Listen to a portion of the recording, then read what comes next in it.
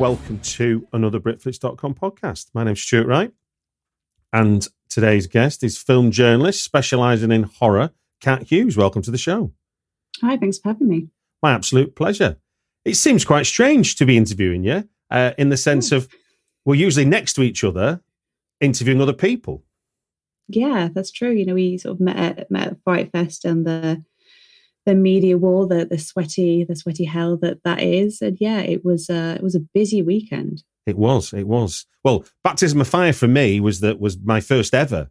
Was the August edition.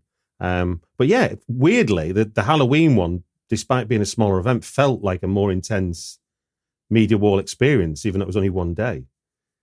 Yes, but it was easier in the respect of there wasn't as many crews. It was quite nice to be able to just sort of take time and sort of swap over with people instead of that awkward thing in August where there's like 6 or 7 crews and you get the first person and then you have to wait for another 20 minutes to get the second person as they walk down the line. So I do quite like the Halloween is more intensified, but it's more intensified, but also more relaxed in a weird No, I way. totally agree with you. I mean, you and I were basically playing guest tennis, weren't we? Yeah. It was, and also we were far enough away from each other that neither of us could hear what each other were asking. One thing that, with it being my first experience of it, the August one, was to be next to somebody asking the question you're about to ask. And obviously you're a different platform, so it doesn't matter. Yeah. But as an interviewer, your kind of instinct goes, well, I've got something else then. Yeah.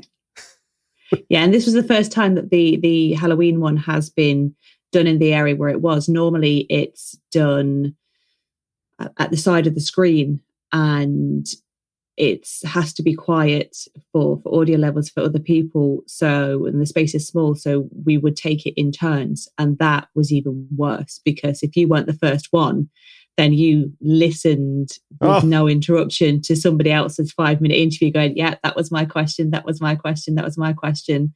And when there's only 2 or 3 of you, I don't really want to ask exactly the same question. So you're desperately trying to think of a slightly different way to word it. So yeah, it was quite nice from that respect. Indeed. Well, look, we were talking when we were in our downtime, and you came up with the idea of 5 great teen horrors that kickstarted your horror appetite as a framework to have a discussion. So you gave me 5 films. I've got that list in front of me. And for those that don't know the format, I'll just quickly run through. There are 5 films. I've got them in reverse date order, oldest to newest, in terms of their release dates. And when the 5 minutes are up, there will be an alarm, and it will sound like this. And that's the time for us to stop talking about that film and move on to the next one. Obviously, Kat, it is more polite than that. It's just a very passive-aggressive way of me to say, let's move on. But please don't feel you can't finish a sentence off. This is it's like the Golden Globes and the Oscars sort of thing. You know, you're going to start playing me out. Very much so. Very much so. Yeah, that's the level I'm at. The Golden Globes and Oscars. Right then, let's start at the top. We've got The Craft from 1996. Yeah, so The Craft was released in 1996. I was about 12 or 13 when it first came out, and I remember seeing it advertised in all the teen girl magazines, so Shout, Sugar, all of the rest of it. And obviously wasn't old enough to see it at the cinema, but then it came out a few months later on VHS. What the time they were. I know, right? Happy days. And it became a standard sleepover film. You know, we were the teenage girls who went around somebody's house and spent all night watching scary movies. There were other friends that would like watch all of the rom-coms, but we were the scary movie crowd. And The Craft, it's not a traditional horror in that sense. It's about a group of teen witches, which was enough for us to deem it worthy of being included. But I think for me, the thing that really captured my attention was that, you know, there were these cool teenage girls. They were 5 or 6 years older than me and my friends watching it, but they were almost like aspirational in a sort of way because they were so cool and people that we wanted to be like, because there's these 4 different girls and they're not your archetypal horror film stock girls. There's not the brain, there's not the bimbo. These women are all at the same level. They're all intelligent, but they all have something about them. You've got Rochelle, who's been bullied and is a victim of racism. You've got Bonnie, who isn't happy with how she looks. You've got Nancy, who isn't happy with her circumstances at home. And you've got Sarah, who is just trying to fit in with the world. And I think that as a group of girls, as much as we were in a Nottingham rural village, we saw something in these LA girls that we too could link to, because these themes, bullying and not being happy in your skin, are universal teenage feelings. And I think that was something that drew me in. And it's a film that I will watch at least 2 or 3 times every year. It's my staple. I've got a load of reviews to write. I need noise when I'm writing. Right. And I have to, even like when I was at school and I was doing homework, I had to have noise. I had to have music or the TV or something on. And these days, because I'm also trying to like keep my Letterboxd film count up, I need a film on in the background. And The Craft is a staple. I'm going to stick that on in the background while I do some writing. But I just it just takes me back to being that young teenager and like the things that me and my friends used to do. I mean, we were that era that was brought up on The Craft, which meant that our sleepovers also included a game of light as a feather, stiff as a board. It never went as well as it does in the film. I don't really know, why that might be, but it was something that we tried to do. We would quote the film. We could still quote the film, and it's just one of those rites of passages where even now I'm making friends based on that film. And how's as a progressive film of the time, how do you think it survived as intact as a progressive film? Does it still have a strong case to make for sort of female characters in horror? I think so, yeah, because they are all very different, and it's universal. Like I said, there's Rochelle, she's a victim of racism, which is unfortunately something that people are still experiencing. And you've got Nancy, who is like quote unquote poor white trash. They are still girls. They're the outcasts, of the misfits. Those characters always exist, and people will always be drawn to them. And they have this, goth punk aesthetic, which is still really popular. Especially.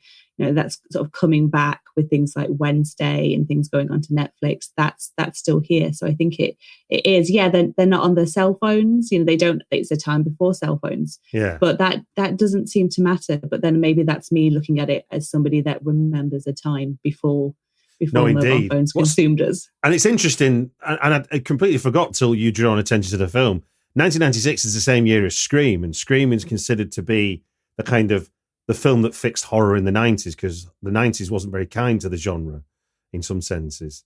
And Scream is seen to be the one that rebooted it. But what you're saying is this is a film that lives on nearly 3 decades later, just as much as Scream does, to the people that loved it. Yeah, and it also has two of the main cast. Yeah, I'm just looking at it now. Skeet and Neve are both, so their careers just like that. Yeah. Well, look, the alarm went off for the first film. Did that 5 minutes feel all right, or did it fly by? Yeah. It definitely flies by. A lot of most of the films on this list of films I can talk about till the cows come home. So 5 minutes. Excellent. No, that's what I want. I want the guests to have the enthusiasm about the film. This is the fun thing for me. So I'm getting, and your next film is from 1997, and without Scream, I don't think we have this film. It is the first of I Know What You Did Last Summer. So do you want to tell us how this come into your purview? Yeah. So again, I was always sort of into horror, but by the time of The Craft, I had like my own TV and video in my bedroom. So each year for Christmas, I would get a new wave of videos, and this would have been like 98 when I got this, the year after Scream.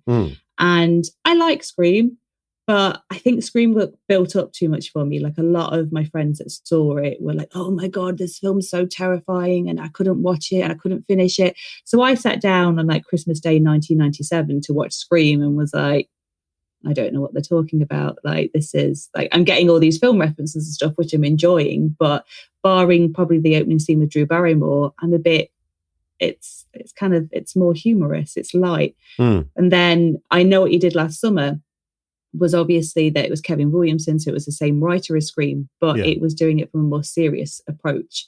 And I got on board with that a lot more because I like to be scared. And this was a horror film that gave me that. You know, it's got this hip young cast who have all maintained their careers in some respect, which is something that you don't see a lot of with these teen films. And it's just a fun story. You know, it's a bit of the urban legend of, you know, the serial killer, the deranged escaped patient, you know, the fisherman with a hook for his hand, which is something that does the rounds everywhere. But it was also based on a book, and so there was some sort of other grounding there.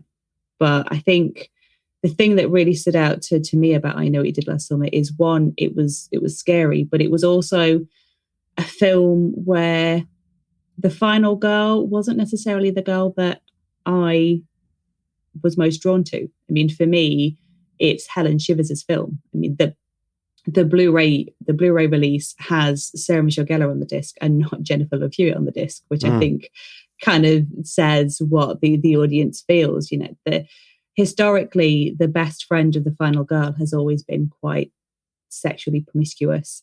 And that is who Helen is in the when we first meet them in the prologue part. Yeah. But then a year later, she has changed, and I feel that her story arc is more interesting than that of Julie's.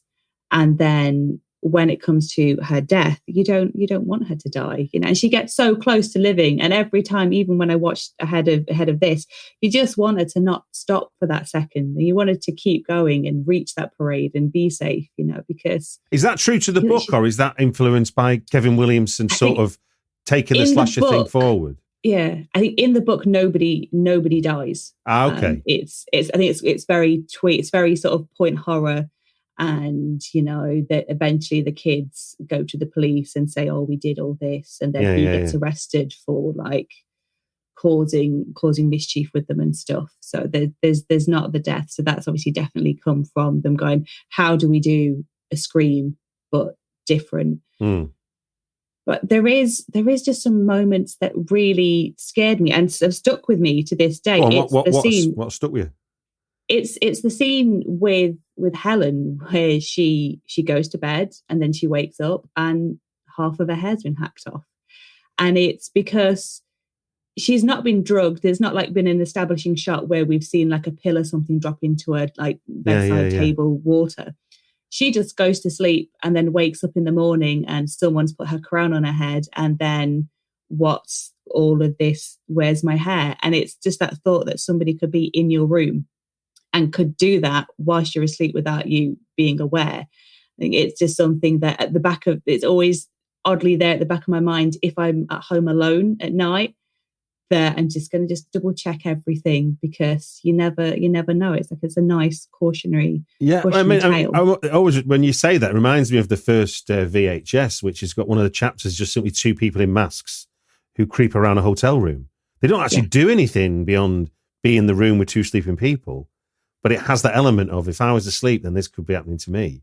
And that's what the scary thing about it, without a doubt. I mean, I'm a very light sleeper, so I'm always like, that wouldn't happen to me. I would know. But then there's always that point of, I've now had a kid and maybe I am sleeping deeper because I like my sleep now. So yeah. I had my first night terror about 2 weeks ago, which absolutely threw me for six. Like, two shadows stood over the bed.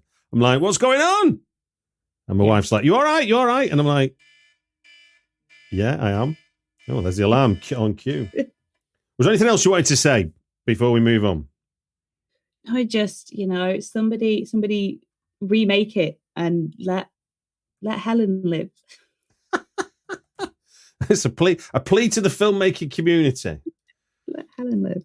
Right then. Well, Also, again for the same year, two things happening. Obviously, Sarah Michelle Gellar, but I didn't realize Buffy started the same year as this film release. So I'm not quite. I don't know the chronology of what came first, the TV or the film, but they're both pegged at 97. Yeah, so I think she'd done series 1 of Buffy because she has long hair in series 1, and then she has the short hair that happens during I Know What You Did Last Summer. Okay. At the start of series 2. So Buffy had been filmed and I guess started to be released, but it wasn't what it would go on to become. So she was still relatively unknown in I Know What You Did Last Summer. Magic. Now, there's always one film, and this is when I do these files where I've it's not even on my radar, never mind I've not seen it. So I'm fascinated to learn about Disturbing Behaviour from 1998. Yeah, so Disturbing Behaviour I came across in my local Blockbusters, a store I would later go on to work in. Oh, wow. And I was a big Dawson's Creek fan, so I'd heard that Katie Holmes was in this teen sci-fi film, and I was like, yeah, okay. It's got Katie Holmes, James Marsden, Nick Stahl, Catherine Isabel, and then the grown-ups, you've got Bruce Greenwood and William Sadler. Yeah, indeed. And it tells of Steve, James Marsden, and his family in the wake of his brother's suicide. They moved to Cradle Bay, and it's like a little coastal town that you need a ferry to get to. And he goes, and the head of the school are these blue ribbon kids who are like squeaky clean, who hang out at the yogurt shoppy. And he meets stoner Gavin, played by Nick Stahl, and he's trying to get everybody to believe that these kids are brainwashed. There's something not right. They're like the Stepford Wives kids. They're not as squeaky clean as they appear. Okay. And initially Steve doesn't believe him, thinks he's just stoned all the time, so it's clearly, too many drugs.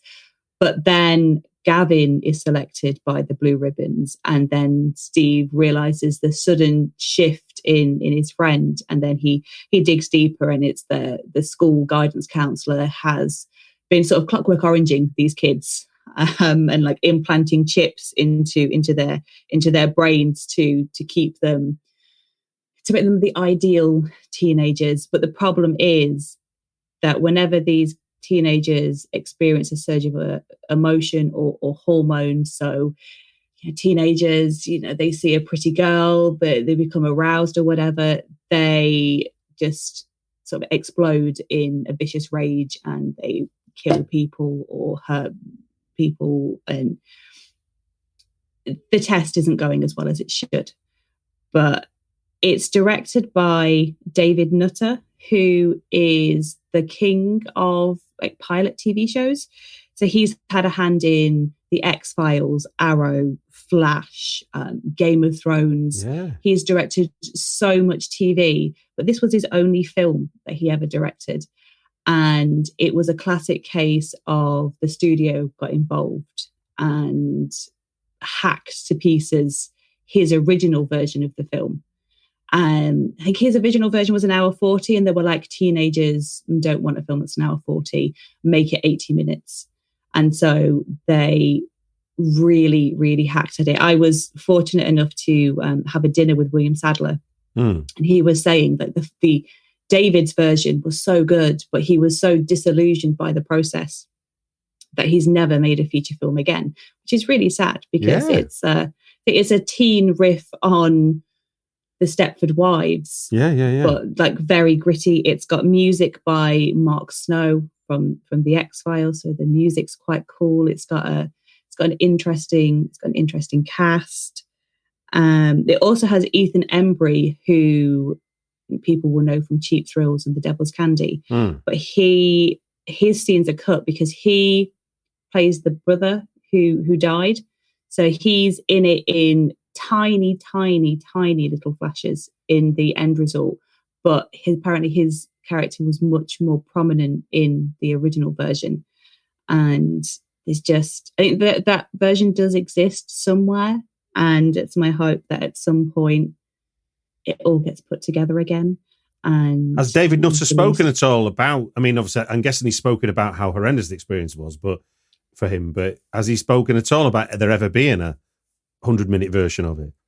Well, I think it does all exist. It's just the right person getting hold of it. So, that's what I'm saying. Yeah. Yeah. Like if Second Sight or Arrow or something want to do one of those releases, I'm pretty sure it's there and it's ready to be done. I guess it's just whether or not there's an appetite. I mean, I will happily contribute to any essays that anybody needs, I will, might as well. What's the standout scene for you in this one then that makes it so memorable? It's just a nice teen. It's just a nice teen sci-fi. There's a great bit where they break into the doctor's last job at a mental institute, and there's very horror stereotypical mental patients, which is quite cool, sort of seeing them go through that. But it's also the soundtrack. The soundtrack is nice alt rock by bands that you won't have probably heard of, but that became the soundtrack to my art GCSE because it was 10 hours long and we were allowed to take in music. And this was back in the days of cassette tapes and, there was no Spotify. You're speaking my language, Kat. Yeah. And that was one of the cassettes that I had. So I listened to that soundtrack a lot. So I think it's kind of the film and the soundtrack and everything is all so intrinsically linked that it's a film that's sort of always a nice little watch. And it's only 80 minutes and you can't beat an 80-minute film. No, you can't. More of them, please. Except when there's 100 minutes of good stuff available. Yes.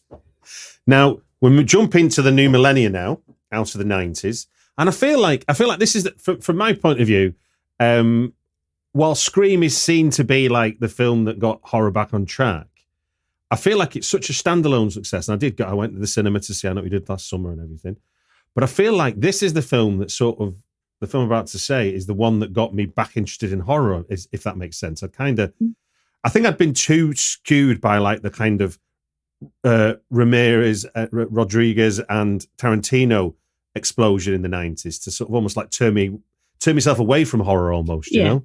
It kind of, if it wasn't cool and criminal, then I wasn't going to watch it. But Final Destination in 2000, for me, got me back interested in horror because it's such a brilliant concept. Do you want to talk about it from your point of view, why it's one of the films that kickstarted your horror appetite? Yeah, so by the time this one came out, we all know the value of building a strong personal and professional network. But in practice, it's really difficult. We lose touch with someone when we change jobs, or we miss a close friend's birthday.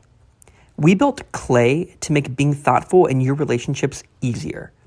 Once you connect your accounts, LinkedIn, email, Facebook, iMessage, and more, Clay automatically pulls in everyone you know and builds a beautiful profile for them. Then you can search your entire network, take notes, set reminders to reach out, and even be prompted to reconnect if it's been a while. Clay also includes a feed of important updates from the people in your life, like a news mention or a birthday. For listeners of this podcast, we're offering a 60-day free trial if you visit clay.earth/partners/60. Again, that's clay.earth/partners/60.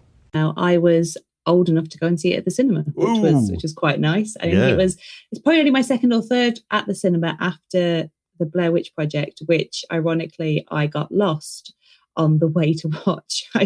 It was in Mansfield, and it was like a 20-minute walk from the bus stop. But when we went to see Blair Witch, we got on a different bus, so we got off somewhere else. And we just made it in time for the film. And then after spending half an hour lost ourselves, we watched 3 people be lost for another hour and a half. But Final Destination, I knew my way to the cinema, and it was, again, like the Scream, I find fun, and I know what you did last summer had its scary moments, but Final Destination is just a really enjoyable sort of like roller coaster theme, thrill ride. It more so in the films that followed, but this is obviously the one that kickstarted, which I think is one of the most overlooked franchises. I think people kind of look down on the Final Destination thing a bit because of how ludicrous and elaborate the deaths got as the films went on. But the first one, it keeps it really, really restrained. The first the first death of the best friend, which everybody thinks, oh, he's hung himself, but the audience is privy. You're thinking, they're going, what's that water? What's happening? And then you see it and you go, oh, okay. And then as the deaths go on, you suddenly realize that, there's nothing that these characters can do to stop it. If it wants you, it's death's going to get you. And I mean, what better slasher killer to have than death? That's a universal, it's something that everybody watching it at home can identify with. We can't necessarily identify with a masked killer stalking us through a campground, but we all know at some point in our lives we're not going to exist anymore, but we don't know what those circumstances that take us out of this world death and taxes, as they say, isn't it? Death and taxes. Yeah, exactly. And this film puts you in the position of, what if you did know? Obviously they cheat death at the start by getting off of the plane, but then they suddenly realize that they're on death's list, and then they're spending their life constantly looking for anything that could be dangerous. There's a great scene towards the end where Alex is hunkered down with just every possible thing tied to the walls and tied down. I do question him eating a tin of chicken. If he's trying to stay safe, I'm not really sure that eating chicken is the safest thing that you can be eating. But I think it's even as a teenager, I sort of recognized that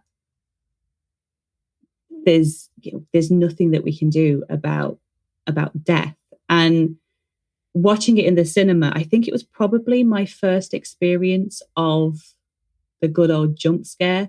Yeah. The bit with Terry and the bus. Still, no matter how many times you watch it, you're waiting for it to happen, and it just seems still to just come out of absolutely nowhere. It's absolutely magical. Mid-sentence. It's absolutely magical. Yeah, she's mid-sentence, and bang, the bus has got her. And I just remember thinking, like, oh, okay, so there doesn't have to be all this setup. They can just come at you. And then you've got the teacher whose death is so elaborate and obviously paves the way for where the series goes. It's basically, I think I've said it before to people, it's like those sheets that you got when you were at school where you had to like circle the hazards, like the overloaded plug sockets and that is that lady's kitchen. I just have to wonder, I mean, I know that she's moving and that she's dealing with some grief, but I don't quite I think that's know the cleverness of the franchise in a way, in the sense of once you got to 2 and beyond, you begin to watch the film from the point of view of can I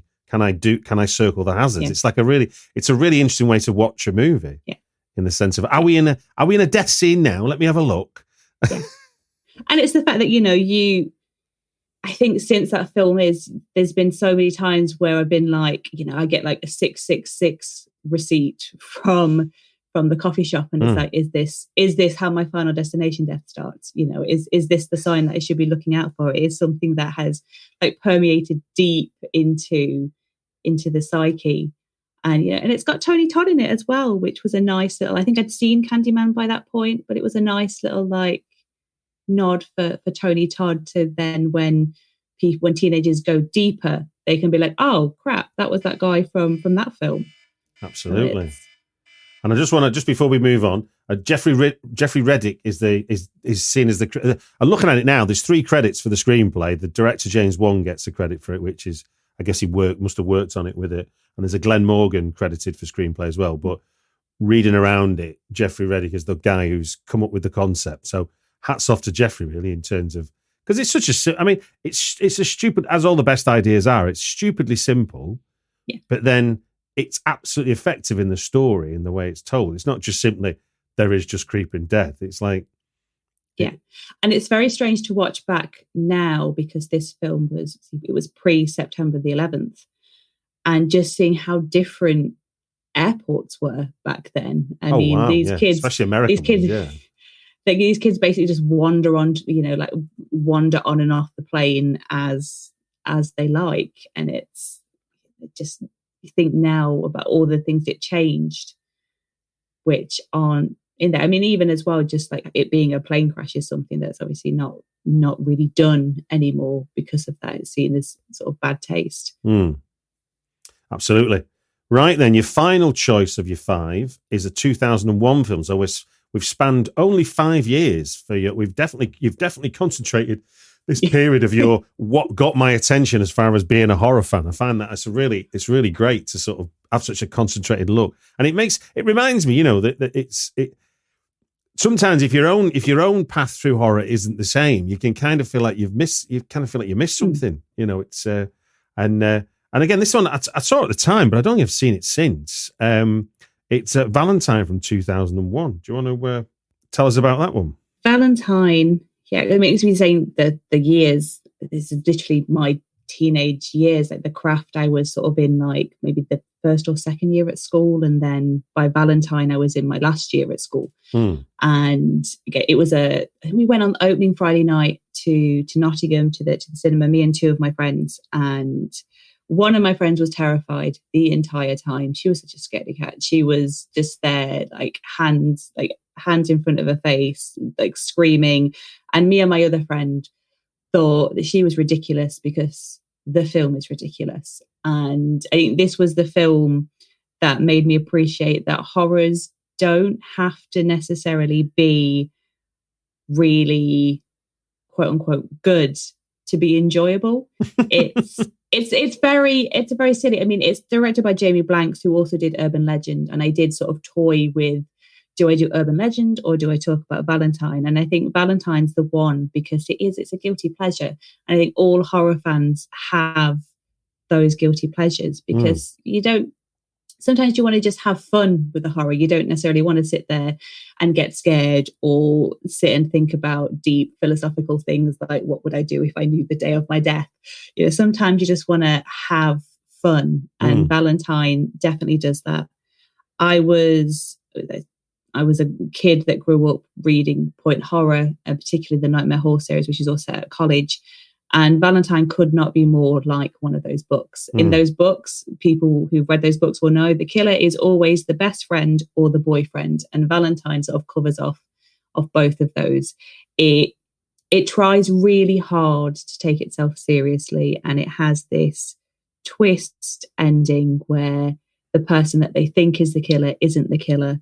And there's a reveal that the lead girl, she thinks that she's safe, she's vanquished the killer, and she's embracing in the arms of her estranged boyfriend, who she's during the film she's reconnected with.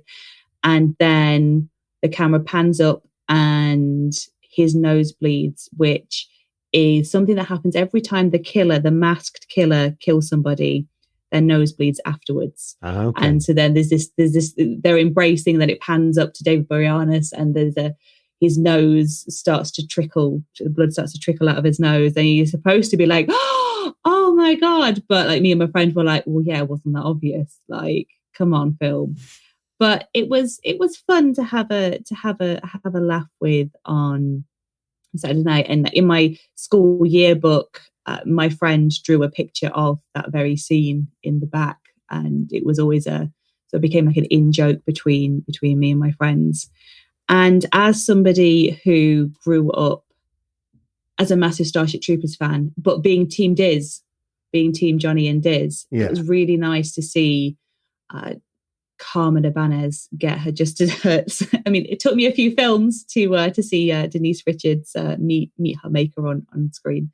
But it was nice. But I think that has to be my favourite scene, because Scream kickstarted the resurgence of the slasher genre. Yeah. And then I feel like Valentine was one of the ones that was sort of like towards the end of that resurgence. Without Scream poked fun at all these tropes and things, and films try to change them. Like, I know what he did last summer. Suddenly we have the best friend being a character that we liked, and she wasn't just tits and ass. She was somebody that we invested in. And Valentine kind of just went, but what if we just went back to how it was, right down to the point of Denise Richards' character Paige. Loads of her friends have been murdered, but she decides to go off alone in the dark in a bikini to have a nice soak in the hot tub. She hears a strange noise. She gets out. There's a rose, which is the calling card of the Valentine killer. She sees it, and instead of thinking, right, I'm probably going to go and find somebody, she instead walks around and says, does someone want to be my Valentine? Or as me and my friends always call it, she walks around going, here, killer, killer, killer, killer, here, killer, killer, killer, killer. And then is very surprised when suddenly she is grabbed and like thrown into the hot tub. And it's such a big, extravagant death because she's like thrashing around in the hot tub and stuff. That it was just so much fun to experience with my friends and just being like, this is silly. I'm not scared of this. I'm just having a blast. And I think that served me well in future horror when you sit down, especially covering like 70 Fright Fest films a year, to know that not all of them are going to necessarily be the top quality, but you can still have that fun, cathartic experience of sitting and watching them. No, I think that's valuable advice for people who want to indulge in horror. Is you've basically got to kiss a few frogs, haven't you? Really, before you find your princes of horror. There's no two ways about it. But then somehow some of those frogs are going to stay with you. No, I totally agree. No, there's a number, and I'm with you. And it's like, but it's always like there's if you allow it to sort of, if you allow it in, as it were. There's always good to see because you can pick apart the idea of there being a killer on the loose and somebody not acting like there's not. You go, oh well, nobody acts like that, and that was always the joke with the 80s ones was, why is nobody worried that friends have died? Yeah, there doesn't seem to be enough trauma in this film. But it's interesting. Again, I didn't know this till getting ready for today, but like Valentine is adapted from a novel too, a book by a guy called Tom Savage. So. It clearly they were, Hollywood was, once Scream had hit, and obviously with, I know you did Last Summer being a novel too, it's like they're trying to find the material that they could sustain it on. And I think you're right. I think this would be the sort of the end of it. Because the Scream series was, was it up to 3 by now? Or was it 4? Yeah. 3, wasn't it? It was up to, 4 was a lot later. Yeah. So it was kind of, it was stretching it was sort of overstaying its welcome, should I say, at that point, it felt. But good choices. So let's just recount then. Your 5 choices of 5 great teen horrors that kickstarted my horror appetite, according to Kat Hughes, are The Craft from 96, I Ain't Did Last Summer from 97, Disturbing Behaviour from 98, Final Destination 2000, and Valentine 2001. I mean, obviously, the way you've grouped them together and what you're doing, the theme is essentially your teenage years, and they all, without exception, are about young people coming face to face with murder. There's no more serious theme than that in any of these films, is there? It's like the idea of, right, young people, I know you feel like you're going to live forever because you're young. Here's death. I mean, in Final Destination, literally. Yeah, I mean, I guess the only slight deviation is Disturbing Behaviour, which is more like, hey kids, you're not going to do what you want.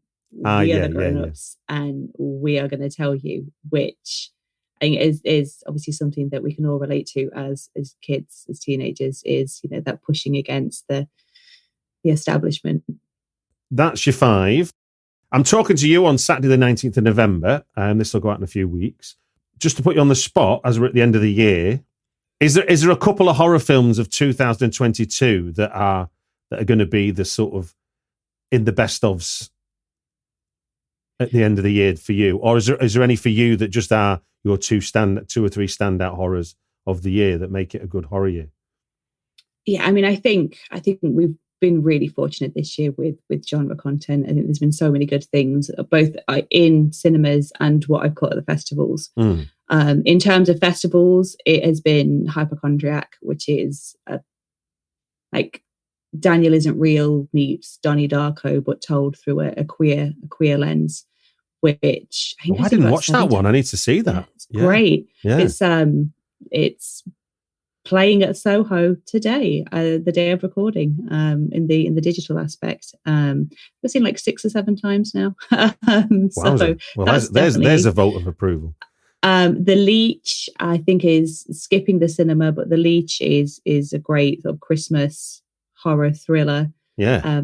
But in terms of like the big releases, I really enjoyed Smile. Mm-hmm. It was, again, it's jump scares done well. It's The Ring meets It Follows, I guess, to lower it down to. Well, no, I mean, It Follows is the one that springs to mind, and And for indie filmmakers out there, this is a film without any franchise, without any, this is an original idea that's took the #1 box office in the States and the UK and I think other countries around the world. Yeah, and it's still playing. It's still in the top 10 in Britain for sure. I think it's got more screenings at my local multiplex than Halloween Ends, which I think says everything about the difference between franchise and original horror at the moment. Yeah. And then my other pick of mainstream is Barbarian. It was the surprise film at Celluloid, which I was thrilled about because I'd unfortunately missed it at Fright Fest. And then I've been to see it again since. And it's just one of those films that you think you know what you're walking into, and then it quickly becomes clear that you don't know what you're walking into at all. Well, I was interested because there's Pray for the Devil, which is it Pray for the Devil that came out? Yes. At the same Halloween weekend as Barbarian. Because of my horror sort of bubble, I assumed, because Barbarian and Pray for the Devil were coming out at the same time, that Barbarian would wipe the floor with it in the box office. But in the UK, because I think Barbarian had done really well in the States. I think which changed Disney's release decision. They were originally just going to put it out to stream, weren't they? They weren't even going to give it a cinematic release. And that quick changeover, I guess the news of it being, and I think even right down to the reaction of it in Fright Fest was like, hold on a minute, this is a cinematic movie. But I learned that Pray for the Devil has got like a star from some teen drama in the lead. And apparently like 7 or 8 weeks in the run up to the release, it was, if you watch TikTok, which I'm guessing the key demographic of who that went out to watch that film, were being hammered with it. And that, that meant that not that the filmmaker has made a bad film. It's just that I just assumed that Barbarian would be the one to come out on top on the Halloween weekend, but it wasn't. Yeah, I know that at least at my local cinema, Barbarian was put on in a much smaller screen, Pray for the Devil. And I think that's something that Disney have done a lot with the stuff that they're not too sure of, or a lot of the Fox acquisitions, like House of Gucci, I watched in the same tiny studio screen, and I couldn't see The Last Duel because it was always sold out because it was in a 30-seat screen, when there was like some kids film that was dying on its feet that was in this 150-seat screen. So I think that has something to do with it as well. Like you can only become a big hit if you've got the seats to make it a big hit. But it'll be on Disney Plus in the near future. Bill Skarsgård, Justin Long. It's got some recognizable horror names in, not necessarily playing characters that you would expect them to. Now, I mean, obviously we can't predict this one, but imagine today is 1990. We're in 1996 now. So what are the films what would be the, this isn't for you to answer. I'm just thinking of it now. Like, what's going to be the next 5 years? What's horror going to look like for a teenage fan to sort of grow into? Because we're in a very different world now, aren't we? In terms of what's getting made, the indie stuff's getting more and smaller. So the kind of the left field surprises become less and less. But obviously they're readily available. But there's also more choice. The historical stuff is easier to get, so therefore you can be distracted and overwhelmed. It's like I mean, my journey of horror was like one at a time. You just found them as you found them. Whereas you switch on, if you subscribe to any service, you've got a choice. Yeah, I mean, Shudder, teenagers today can literally just switch on to Shudder, and every week there's a new genre film. Yeah. And they're not like, when I was, during that 5-year period, it was predominantly teen horrors, more teen slashers, like there was Urban Legend, Idle Hands. There was a few other sort of teen focused horrors of that era that are the first ones that spring to mind. But this day and age, they can literally watch Shudder, and 1 week you've got something like Mandrake, which is a really serious, subdued, like folk horror tale, and then the next week you've got VHS 99, which is an anthology spanning a load of things, and then in a couple of weeks later, you've got like Christmas Bloody Christmas, which is a big splatter movie. There's not that same trend anymore because they have got so many options. Yeah, there's not the same tribal element, is there not? To, like you were talking about, you and your girlfriends getting together for sleepovers and stuff, and there was identifiably the film to watch. I mean, I do often wonder, what do kids do at sleepovers now? And I imagine they just sit on their phones and like make Don't TikTok talk to videos. Each other. They sit and make like TikTok videos or something. And, maybe, yeah. Yeah. Like see what their friends have been posting or whatever. I mean, I guess I'll find out in about 10 years when my own daughter starts to go to them and have them. I mean, if she's the one hosting them, she's having an old school sleepover. I'm going to be like, phones in, girls, like, there you go, sit down.